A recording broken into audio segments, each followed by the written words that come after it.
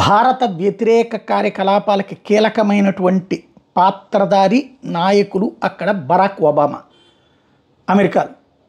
ఇప్పుడు కమలా హ్యారిస్ అయినా లేకపోతే ఒబామా అయినా వీళ్ళందరూ కూడా ఈ అక్కడున్న సిఐఏ, FBI తర్వాత అంతర్జాతీయంగా ఇట్లాంటి కథలు నడిపే టీం అంతా కూడా డీప్ స్టేట్ అంటుంటారు.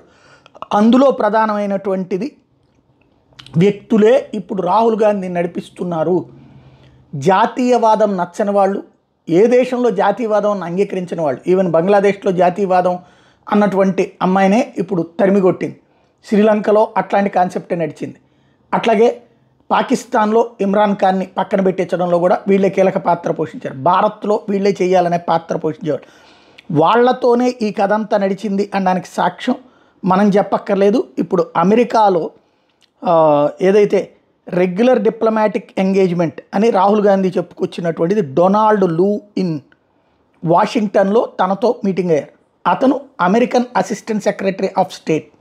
అంటే దాన్ని బట్టి అర్థం చేసుకోవచ్చు అమెరికా భారతదేశం మీద నడిపిస్తున్నటువంటి కుట్ర ఏదైతే కమలా హ్యారిస్ లేకపోతే ఈ ఒబామా ఈ వింగ్ అంతా చేసేది అదే.